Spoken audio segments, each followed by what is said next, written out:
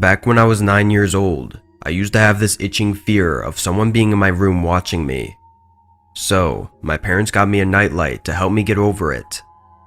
At night, I would wake up and the fear of someone being in my room came to mind. So I would sit up and, thanks to the nightlight, would see no one there. It honestly did the trick. I would have my room partially lit up and would feel safe. Even though my parents slept one door away, I honestly still felt scared before I got it. One day, while my dad was at work, me and my mom had the weekend to ourselves. We went to this large shopping mall to have some fun, buying toys and clothes for me and my mom. I remember seeing this really large play area in the center of the mall. I was so excited, my eyes lit up in excitement. Before I could even say a thing, my mom said I could go there. She knew me well. She would often know what I wanted before I even asked it. I ran over to the play area while my mom sat on a bench close by and watched me like a hawk. I climbed up the slide and there was a network of tubes and windows that you could see through and climb through. Kids were everywhere, going up and down, climbing through the network of tubes. I saw at the end of one of the tubes leading to a little room. It was designed like the front of an airplane.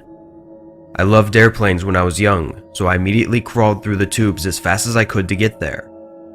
When I reached the little front of the airplane room, there were fake buttons you could press that would make beeping noises. There was also a little steering wheel in the front. I pressed the buttons and played with the steering wheel like any little kid would. I just happened to look out of the window to my left and saw a man looking right at me. I remember him wearing a black hoodie and blue jeans. He looked to be in his early 30s. He stared at me with this really yellow, toothy smile. I remember his eyes also looked bloodshot. I realize now that he may have been on something. We stared at each other for at least 6 seconds, and that's when I heard my mom calling my name. I looked to my right window and saw her gesturing for me to come down. I did so, and she grabbed my hand and we left the mall. My mom strapped me in my car seat and she got in the car as well. She made sure no one was around or followed us. Then she locked the doors and told me how she saw the man I was looking at and how he started to look at me the whole time I entered the playground.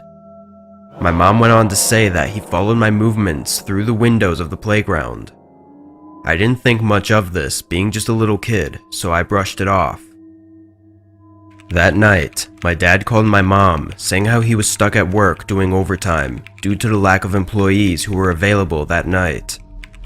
My mom then said, "Okay, bye, I love you." She hung up the phone and prepared me for bed.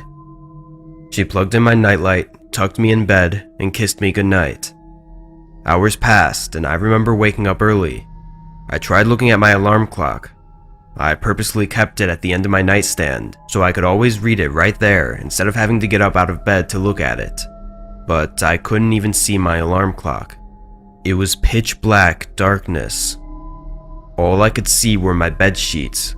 Literally nothing else was visible in my room. I then realized my nightlight wasn't plugged in. But my mom plugged it in, I thought. That's when the fear set in. The fear of someone being in my room with me. Right when the fear started to set in, I heard a loud creak right in front of my bed. A cold chill went through my body when this happened. I instantly scrambled to reach for my lamplight and turned it on. Right when I did this, I saw a man staring at me with bloodshot eyes at the foot of my bed. He then smiled in this toothy yellow smile. I screamed as loud as I could with fear. The man then bolted and jumped out of my window right before my mom came in, but she wasn't fast enough to see the man leaving. I told her there was a man in my room. At first, she didn't believe me, but then I told her that my nightlight wasn't plugged in, and how she plugged it in when she tucked me into bed. She paused and thought for a second. I slowly saw her face turn into a horrified look. She ran to our home phone and called the police, then my dad. Looking back at it now, I knew she realized someone had to have been in the room with me, because she knew how afraid I was of being alone in my room in pitch black darkness and how I would never unplug the nightlight. The cops came and my mom explained to them what happened. Just then, my dad's car pulled up.